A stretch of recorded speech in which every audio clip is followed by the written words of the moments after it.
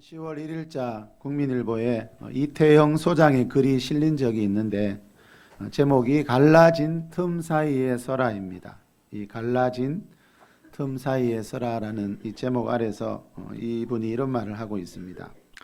나라가 어지럽다. 갈등과 혼란이 온 나라를 덮고 있다. 끝이 보이지 않는다. 여당과 야당은 물론 보수와 진보로 국민들의 마음은 심하게 갈라져 있다. 갈수록 양측의 틈이 커져만 가는데도 갈라진 틈 사이에서 하나됨과 연합, 화해를 외치는 사람들을 찾아보기가 어렵다. 한국 사회와 정치를 바라보는 교회와 기독교인들의 견해도 극명하게 갈라져 있다. 하루에도 수없이 카카오톡 단체방을 통해 정치적 주장이 담긴 메시지를 받는다.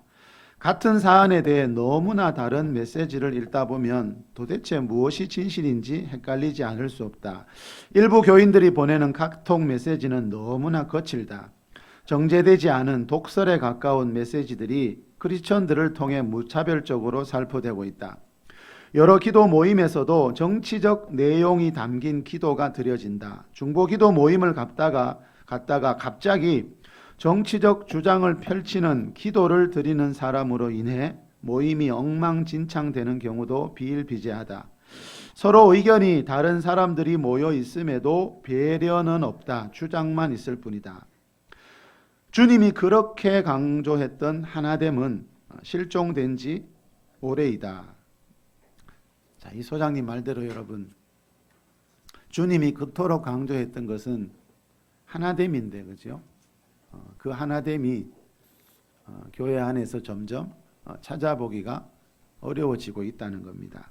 요한복음 17장에 보면 예수님이 잡혀가시던 날밤에 12제자를 위해 드린 기도가 나오지요. 우리와 같이 그들도 하나가 되게 해달라고. 예수님 하나님이 하나인 것처럼 12제자도 내가 떠난 뒤에, 예수님이 떠난 뒤에 하나가 되게 해달라. 그 기도를 17장에 보면 하나라는 말이 4번 정도 나옵니다.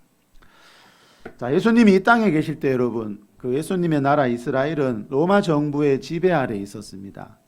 우리가 예전에 일제 식민지 시대를 살았듯이요. 그런데 여러분, 사복음서를 보면 예수님이 제자들에게 자기의 정치적인 주장을 강요한 적이 한 번도 없습니다. 얼마든지 그럴 위치에 있잖아요. 스승이니까. 그럼에도 불구하고 예수님은 제자들에게 내 정치적인 신념을 따르라고 한 적이 한 번도 없다는 겁니다. 자, 예수님은 제자들이 어떤 정치적인 신념을 가지는 것보다 하나 되는 것을 더 중요하게 여겼습니다. 그렇지만 요즘은 이 소장님 말대로 교회가 너무 세상화되어 가는 것 같아요. 교회는 세상과 뭔가 달라야 되지 않습니까? 자, 여러분, 이 소장님이 뭐라 그러십니까? 요즘 교회에서 중보기도 모임을 하다가도 그 기도가 정치적인 기도로 흘러가 버린다는 거죠. 여당이 좋아하는 기도를 하는 사람도 있고 야당이 좋아하는 기도를 하는 사람도 있고, 그 모임에는 분명히 여당을 지지하는 사람도 있고 야당을 지지하는 사람들이 있을 거예요. 그죠? 그런데 중보기도의 모임에서조차 기도조차 그렇게 해버린다면 교회가 어떻게 하나가 될 수 있겠나 이 말이죠. 여러분, 그리스도인들도 정치적인 신념을 가질 수가 있습니다. 그렇죠? 그렇지만 그보다 더 중요한 것은 이 글의 제목처럼 그리스도인들은 갈라진 틈 사이에 서는 겁니다. 내 정치적인 주장을 여러분 누군가에게 강요하기보다는 그죠? 갈라진 틈 사이에 서서 하나 되게 하는 것. 분명히 예수님은, 성경은 그것을 더 중요하게 여기더라는 겁니다. 언제부턴가 우리나라에 또 새롭게 등장한 단어가 있죠. 초갈등 사회. 전에는 갈등 사회라 그랬는데 요즘은 또 초갈등 사회래요. 우리나라가 갈등 사회를 넘어서 초갈등 사회가 되었대요. 여러분, 초갈등 사회가 되었다는 말은요, 갈라진 틈 사이에 서는 일이 점점 더 중요해지고 있다는 겁니다. 지난 16일자 신문에 보면요, 소강성 목사님이 어느 언론과 인터뷰에서 이런 말을 하더라고요. 대한민국은 정말 초갈등 공화국입니다. 신앙으로 진영 논리를 덮어버리고 사회를 이끌어 가야 하는 교회마저 좌우 이념 논리에 편승하고 있습니다. 더 무서운 게 뭔지 아세요? 진보든 보수든 하나님의 이름으로 자기가 따르는 이념 논리를 신앙화한다는 것입니다. 여러분, 이 목사님 말처럼 자기가 믿는 정치 이념을 정당화시키기 위해서 하나님의 이름을 자꾸 사용한다는 거예요. 여러분, 하나님은 알고 계세요, 여러분? 보수도 아니고 진보도 아니에요. 그런데 사람들은 자기 정치적인 그 이념을 강요할 때 자꾸 하나님을 끌어들여요. 자, 여러분, 하나님은 보수도 아니고 진보도 아닙니다. 하나님은 사랑이시라고 성경은 말씀합니다. 여러분, 하나님의 사랑으로 하나 되어야 될 교회마저 이런 이념 논리에 빠져서 진짜 중요한 하나됨을 잃어버리는 일들이 너무 많기 때문에 이 소장님이 이런 글을 올린 것 같습니다. 교회는 세상과 달라야 하고요, 그리스도인들은 세상 사람들하고 살아가는 게 달라야 합니다. 여러분, 그리스도인들도 사람들 앞에서 자기의 정치적인 신념에 대해서 말할 수 있지만요, 그것 때문에 예수님이 그토록 강조했던 교회의 하나됨이 깨어진다면 그것이 과연 하나님께 영광이 되는 일인지 우리가 한번 생각해 봐야 된다는 겁니다. 그리스도인들도 정치적인 집회에 참석할 자유가 있습니다. 그죠? 전에 어떤 분이 그러더라고. 목사님, 우리도 그 서울에 데모하는 데 가서 참석하면 안 되냐고 그러더라고요. 여러분, 그리스도인들도 그런 집회에 참석할 수 있는 자유는 다 있습니다. 근데 여러분, 그런 집회에서 여러분 외치는 구호들 보셨지요? 자, 그런 구호들을 따라 하다 보면요, 나와 반대되는 생각을 가진 사람들을 판단하고 정죄하는 그런 구호들이 참 많아요. 다시 말하면 하나님 앞에 죄가 되는 구호들이 참 많다는 겁니다. 전부 다라고 그러지 않았습니다. 그래서 여러분, 어떤 모임이든지 그리스도인들은 그죠? 사도 바울이 뭐라 그랬죠? 너희가 먹든지 마시든지 무엇을 하든지 하나님의 영광을 위해서 하라 그랬잖아, 그죠? 또 오늘 본문에 나오듯이 하나님은 보수도 진보도 아니고 하나님은 사랑이시거든요. 그런데 우리가 나라를 사랑한다는 그 명목으로 그런 집회에 가서 누군가를 미워하고 판단하고 정죄하는 그런 죄를 짓는다면 그것이 과연 하나님 앞에 영광이 되는 것인지 우리가 한 번쯤 생각을 해봐야 된다는 거죠. 자, 교회 안에서도 마찬가지입니다, 여러분. 교회 안에서도 정치적인 것을, 정치라는 것을 주제로 대화하다 보면 그 순간부터 반드시 둘로 나누어지고 다툼이 일어납니다. 그런 일들이 이 소장님 말대로 너무너무 많이 일어나고 있습니다. 자, 여러분, 다시 한번 말씀드리지만 예수님 당시는 로마 정부의 지배 아래에 있었습니다. 근데 성경에 보면 예수님은 왜 제자들하고 정치적인 대화를 나누는 모습이 나오지 않을까요? 왜 그랬을까요? 자, 교회는요, 그보다 더 중요한 게 있기 때문입니다. 나라 정치에 무관심하라는 게 아니고, 여러분, 나라 형편에 무관심하자는 게 아니고요, 예수님이 볼 때는 그보다 더 중요한 문제가 있었기 때문입니다. 우리 베드로전서 4장으로 한번 보겠습니다. 8절에서 10절입니다. 시작. 무엇보다도 뜨겁게 서로 사랑할지니 사랑은 허다한 죄를 덮느니라. 서로 대접하기를 원망 없이 하고 각각 은사를 받은 대로 하나님의 여러 가지 은혜를 맡은 선한 천지기 같이 서로 봉사하라. 자, 여러분, 서로라는 말이 매 절에서 나옵니다. 그죠? 서로. 자, 그리스도인들이 서로를 어떻게 대해야 하는가에 대한 말씀입니다. 그죠? 서로 뜨겁게 사랑하고 서로 대접하고 서로 봉사하고. 자, 여러분, 우리도 대한민국 국민이기 때문에 우리나라 정치가 어떻게 돌아가는지 여러분 거기에 관심을 가져야 됩니다. 근데 여러분 내가 가지고 있는 어떤 정치적인 신념을 주장하는 것보다 서로 사랑하고 서로 대접하고 서로 봉사하는 것을 교회는 더 중요하게 여깁니다. 사도 바울이 고린도전서 13장 13절에서 믿음, 소망, 사랑 이 세 가지는 항상 있을 것인데 그 중에 제일은 사랑이라 그랬죠. 사랑은요 믿음하고 소망보다 더 중요합니다. 그리고 사랑은요 정치보다 더 중요합니다. 여러분 정치 때문에 교회가 사랑을 잃어버린다면 하나님 보시기에 어떻겠는가 이 말입니다. 자, 성경은 사랑이 제일이래요. 어떤 환경에서도 사랑이 제일입니다. 자, 여러분 교회는 세상과 다릅니다. 여러분 세상 사람들은 어찌하든지 자기의 주장, 자기의 정치적인 그 신념을 강요하면서 상대를 설득하려고 합니다. 끌고 가려고 합니다. 그러나 교회는 그런 나라가 아니고 여러분 교회는 뭐 하는 것입니까? 서로 뜨겁게 사랑하고 서로 대접하고 서로 봉사하는 것. 하나님이 보실 때는 이게 더 훨씬 중요하다는 겁니다. 아무리 여러분 이 세상에 중요한 문제가 생긴다 하더라도 성경은 분명히 말씀합니다. 교회는 교회가 가야 될 길이 있다.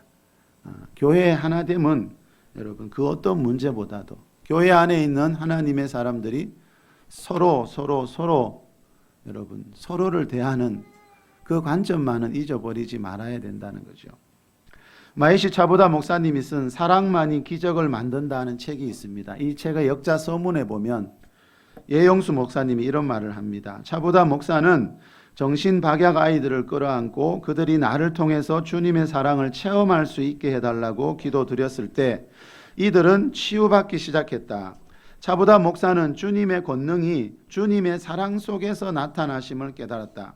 주님이 그를 정신박야가 주립학교에 보냈을 때 그는 권능의 대사나 기적의 대사가 아니라 사랑의 대사로 보내졌음을 깨닫게 되었다. 그래서 차보다 목사는 자신의 이야기를 사랑만이 기적을 만든다라고 하였다. 고린도서 12장에 보면 성령의 9가지 은사가 나오는데요. 능력 행함이라는 은사가 있습니다. 초자연적인 능력을 기적을 일으키는 은사를 말합니다. 그런데 여러분 이런 은사를 받지 못한 사람들도 기적을 일으킬 수 있다는 겁니다. 사랑만이 기적을 만든다. 자, 사랑이 있는 곳에 여러분 기적이 일어나더라는 겁니다. 사랑이 있는 곳에 하나님의 능력이 나타나더라는 겁니다. 그래서 은사가 없어도 우리는 기적을 만들고 창조할 수 있다는 거죠. 우리가 믿는 하나님은 사랑의 하나님이기 때문에 우리가 서로 사랑하기만 해도 이 목사님이 삶으로 체험했다잖아요. 사랑하기만 해도 그곳에 하나님의 능력이 기적이 일어나더라는 겁니다. 그래서 베드로 사도는 무엇보다도 뜨겁게 서로 사랑하는 것이 우리 그리스도인의 삶이다라고 말씀하고 있습니다.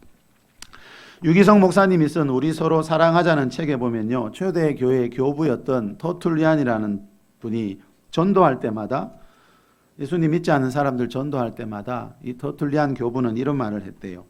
예수 믿는 사람들처럼 서로 사랑하면서 사는 사람들을 본 적이 있습니까? 자, 이분은 교회 안 다니는 사람들에게 전도할 때 늘 이 말을 했대요. 이 말은 뭡니까? 그 당시만 해도 여러분 예수 믿는 사람들만큼 서로 사랑하면서 사는 사람들이 없었다는 거예요. 그래서 누구를 만나도 자신 있게 이렇게 말할 수 있었다는 거예요. 지금은 어떨까요, 여러분? 사도행전 2장에 보니까 초대교회 성도들은 한 마음과 한 뜻이 되어 모든 물건을 서로 통용했다, 나누어 썼대요. 자기 재물을 자기 것이라고 하는 사람이 한 명도 없었대요. 그래서 여러분 세상을 향해서 당당히 외칠 수 있는 겁니다. 교회 다니는 사람들처럼 이렇게 사랑하는 사람들 보셨습니까? 그때는 이렇게 전도했대요. 안타깝게도 요즘은 교회 하면 사랑하는 것이 아니고 싸우는 것으로 그렇게 알고 있는 분들이 참 많아졌습니다. 유기성 목사님 이 책에서 이런 말을 합니다. 목회자의 아들로 교회 안에서 태어나 자란 저에게 교회는 기쁨이 아니었습니다. 솔직히 교회를 떠나고 싶었던 때가 여러 번이었습니다. 제게 교회란 어른들의 싸우는 모습만 남아있는 곳이었습니다. 어려서 제일 무서운 분은 누굴까요? 우리 장로님들 시험 들지 마세요. 어려서 제일 무서운 분은 장로님이었습니다.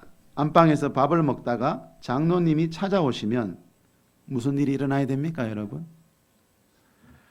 안방에서 밥을 먹다가 장로님이 찾아오시면 밥수저를 놓고 동생들과 뒷방으로 들어가 쪼그리고 앉아서 돌아가시기만을 기다린 적이 한두 번이 아니었습니다. 이 목사님은 여러분 목회자 아들로 태어나서 어릴 때 그죠? 저보다 연세가 좀 더 많으신 것 같은데 그 어릴 때 그 교회에서 받았던 아픔과 상처들이 아직도 남아 있어서 이런 말씀을 하시는 것 같아요. 여러분 대부분 그 교회의 미래는요, 그 교회 목사와 장로님과의 관계에 달려 있습니다. 당회가 사랑으로 하나 되면은요, 교회 전체적인 분위기가 하나 되는 것은 그렇게 어렵지 않은데 당회가 하나 되지 못하면요, 성도들이 교회가 하나 되는 것은 거의 불가능하더라고요. 유기승 목사님이 이 책에서 이런 말도 합니다. 신학교 3학년 학교 채플 시간이었습니다. 그날 설교자로 오신 목사님 성함은 기억나지 않지만 설교 본문은 아직도 기억하고 있습니다. 요한일서 4장 7절 사랑하는 자들아 우리가 서로 사랑하자입니다. 성경 봉독 시간에 그 말씀을 읽는데 갑자기 눈물이 쏟아져서 정말 서럽게 울었습니다. 주위 친구들에게 미안할 정도로 눈물을 억제하기 힘들었습니다. 우리 서로 사랑하자. 그 성경 구절이 마치 주님의 탄식처럼 들렸고 제 가슴 깊은 곳에 응어리져 있는 어려서부터 받은 교회에 대한 상처 같았습니다. 그날 그렇게 울고 난 다음 제 마음에는 놀라운 변화가 생겼습니다. 내가 목사가 되면 서로 사랑하는 교회를 만들 거야 하는 다짐이 생긴 것입니다. 제 마음에 있었던 쓴뿌리와 상처, 곧 싸우는 교회의 기억이 사랑과 기쁨이 충만한 교회를 세우라는 소명이 된 것입니다. 자, 이 목사님의 꿈은 여러분 서로 사랑하는 교회랍니다. 오늘 본문 7절에 나오는 말입니다. 사도 요한이 사랑하는 자들아, 자, 그리스도인들에게 이 편지를 쓰면서 사랑하는 자들아. 여러분 이 말은 사도 요한이 저와 여러분을 향해서도 하는 말이고요. 그리고 이 말은 하나님이 저와 여러분을 향해서 하는 말입니다. 자, 여러분 그리스도인들은요, 사도들이 사랑하는 자래요. 그리스도인은 하나님이 사랑하는 자들이래요. 근데 여러분 그게 전부가 아니고 그 다음도 중요하죠. 사랑하는 자들아 우리가 서로 사랑하자. 자, 앞에 사랑하는 자들아 이 말은 사도들이 하나님이 여러분 우리를 사랑하신다는 거예요. 근데 그것으로 끝나지 말고 사도들의 하나님의 사랑을 받았으면 이제 뭐 하자는 것이요? 우리도 서로 사랑하면서 살자. 여러분 사람은 사랑하는 게 제일 어려워요. 왜요? 죄로 인해 타락한 사람의 본성 안에는 사랑이라는 게 없어요. 그래서 사랑하며 사는 게 제일 어려워요. 근데 여러분 예수 그리스도를 하나님의 아들로 믿고 영이 거듭난 사람들은요, 사랑하는 것이 자연스러워요. 왜요? 그 사람을 거듭나게 하신 하나님이, 하나님의 영이 그 사람 안에 들어와 있기 때문에 우리가 거듭날 때 성령의 능력으로 말미암아 하나님의 사랑이 부어져 있기 때문에 하나님을 바르게 믿는 사람들은 사랑하는 일이 자연스럽다는 거죠. 자, 여러분 예수님을 믿을 때 우리 영이 거듭난다 그러죠. 그죠? 죄와 허물로 죽어있던 에베소서 2장 1절에서 말하지요. 죄와 허물로 죽어있던 영이 거듭나면서 그 거듭난 영 안에 누가 들어오시지요? 사랑의 영이신 성령님이 이제 들어와 계십니다. 그래서 그리스도인들은 우리 인간의 본성으로는 여러분 다른 사람을 어떨 때는 내 가족을 내 배우자를 사랑하는 것조차 어렵잖아요. 그게 타락한 사람의 본성이라니까요. 며칠 전에 신문 보셨어요, 여러분? 어떤 분이 복권 1등 당첨되니까 아내 몰래 도망갔다 하더라고요. 그 돈 뺏길까 봐. 다른 사람도 아니고 아내 몰래요. 여러분, 이 세상에 사랑이 있다면 세상이 이렇게 살기 힘들다고 안 그러겠지요. 그래서 여러분, 세상에는 사랑이 하나님 사랑, 특히 아가페 사랑, 그 희생적인 사랑, 그런 사랑이 타락한 사람의 본성 안에는 있을 수가 없다는 겁니다. 그런데 여러분, 우리가 예수님을 믿고 영이 거듭날 때, 그죠? 성령께서 우리 안에 들어오셔 계시기 때문에 우리가 여러분 사랑할 수 있는 능력을 다 가지고 있다라고 성경은 말씀합니다. 자, 우리 오늘 본문 7절, 8절 한번 읽어봅시다. 사랑하는 자들아, 시작. 사랑하는 자들아 우리가 서로 사랑하자. 사랑은 하나님께 속한 것이니 사랑하는 자마다 하나님으로부터 나서 하나님을 알고 사랑하지 아니하는 자는 하나님을 알지 못하나니 이는 하나님은 사랑이심이라. 여러분, 교회를 다녀도 그죠? 교회를 다녀도 아직 하나님을 모르는 사람들이 있을 수 있습니다. 자, 여러분, 교회를 다닌다고 해서 다 거듭난 게 아니고요. 사도 요한은 어떤 사람이 정말 거듭나고 어떤 사람이 하나님을 아는 사람이라 그럽니까?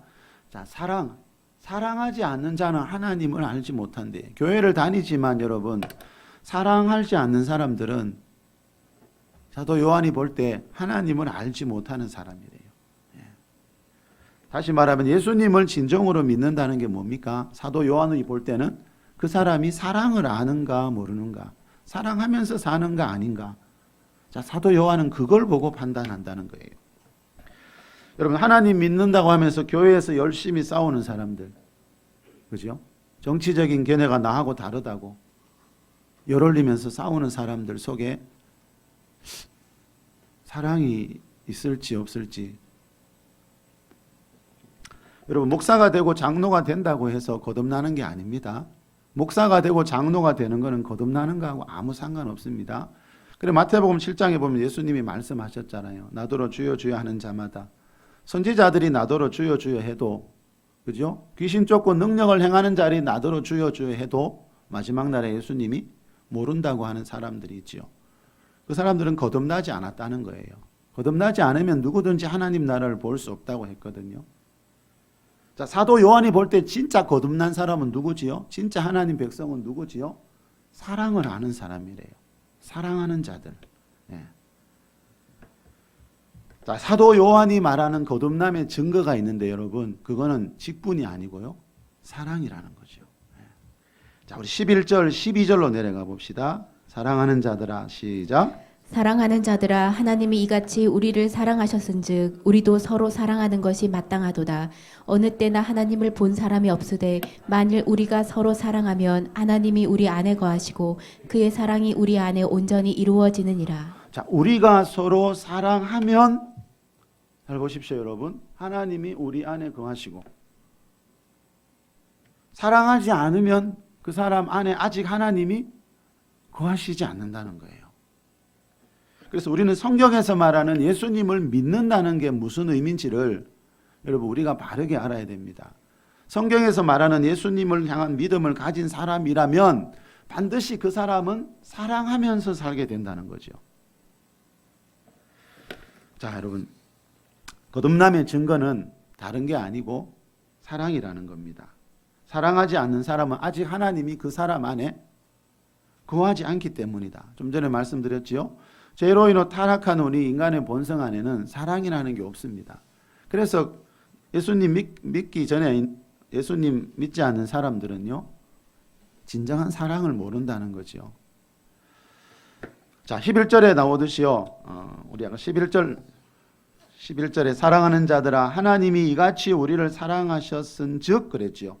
자, 하나님이 우리를 사랑하셨으니까 우리도 서로 사랑하는 것이 마땅한 일인데 너무나 당연하다는 거예요. 그죠? 거듭난 사람, 예수님 믿고 진정으로 거듭난 사람, 하나님의 사랑을 받은 사람들이 서로 사랑하면서 사는 건 너무나 당연한 일인데 왜 교회 안에 여러분 사랑이 이렇게 없나는 거죠.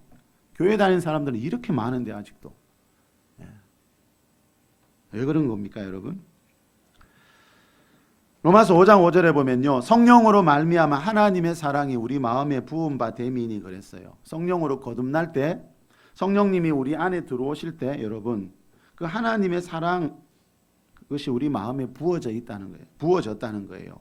다시 말하면 성령으로 거듭난 사람은 누구나 하나님의 사랑을 실천하면서 살 수 있다는 거죠.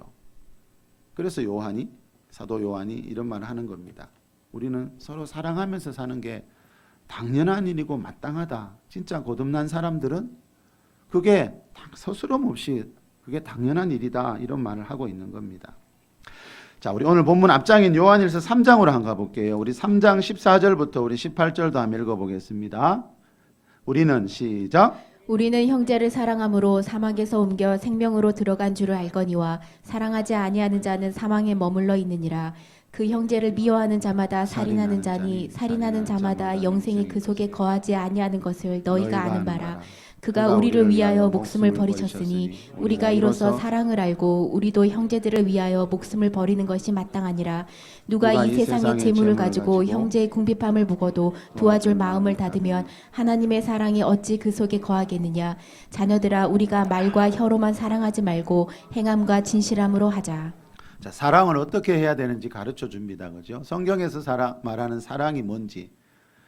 자, 자녀들아, 우리가 말과 혀로만 사랑하지 말고 그랬습니다. 이 말은 말과 혀로 사랑해야 될 때도 있다는 겁니다. 그렇지만 그렇게만은 하지 말고 또 뭐가 필요하다는 겁니까?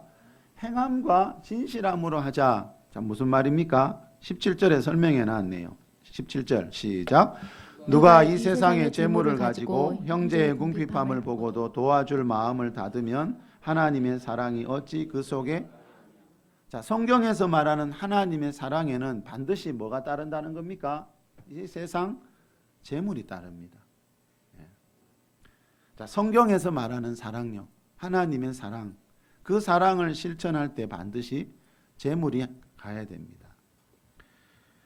자, 얼마 전에 우리가 탈북자 구출헌금 드렸습니다만, 그죠? 자, 우리가 탈북자들을 보면서 아이고 불쌍해라. 또 그분들을 보면서 내가 이제 저분들에게 관심을 가져야지. 자, 그것도 필요합니다, 여러분. 말과 혀로 사랑하는 것도 필요합니다. 그런데 그것으로 끝나버리면 성경에서 말하는 하나님의 사랑은 될 수가 없습니다. 하나님의 사랑은 제물로 합니다, 여러분. 사도 요한의 말씀에 의하면. 케네스 에긴 목사님이 인생 승리의 길 사랑이라는 책에서 이런 말을 합니다. 많은 경우 사람들은 그들의 생각을 전부 믿음에 집중시킨다. 많은 사람들이 우리 믿음을 중요하게 여긴다는 겁니다. 그들의 믿음은 개발이 될 수도 있을 것이다. 믿음이 자랄 수 있다는 겁니다. 그러나 그것이 활성화되지 못하거나 역사하지 못할지도 모른다. 당신의 사랑의 행함에 잘못이 있을 경우 믿음은 역사하지 않을 것이다.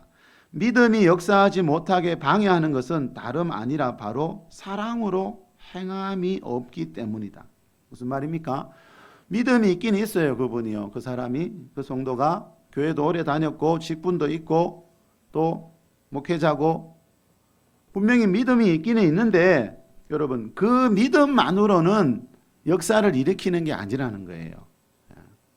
우리 교회에서 얼마나 믿음을 강조합니까, 여러분? 교회마다, 그렇죠? 믿음을 엄청나게 강조해요. 근데 여러분, 그 믿음이 전부가 아니라는 거죠. 믿음이 있지만 역사하지 않는다는 거예요. 이 혜기 목사님 말은 뭐가 없었어요? 믿음이 여러분 역사하기 위해서는 사랑이 필요하다는 거예요. 갈라디아서 5장 6절에 보면 사랑으로서 역사하는 믿음이라는 말이 나와요. 사랑으로서 역사하는 믿음. 자, 그 사람이 가지고 있는 믿음이 어떤 역사를 일으키려면 반드시 그 사람의 삶 속에 사랑이 따라야 된다는 거예요. 그 사람이 교회를 오래 다니고 몇십 년 다니고 직분이 뭐고 이게 중요한 게 아니고 여러분, 그게 역사하는 게 아닙니다. 그 사람이 가지고 있는 믿음을 역사하게 만드는 것은 사랑이다라고 이 성경이 말씀하고 있습니다. 혜기 목사님이 이 책에서 이런 말도 합니다. 사랑 없이 행하는 모든 것은 죄이다. 마음속에 용서 못함과 원한을 가지고 있다면 몸이 건강할 수 없고 치유받을 수도 없다. 사랑의 길에서 벗어나고 있는 자신을 발견하면 그 득시 돌아오라. 그렇게 하면 우리는 하나님의 넘치는 공급과 약속들을 누릴 수 있으며 그분이 주시는 가장 큰 축복들을 누릴 수 있을 것이다.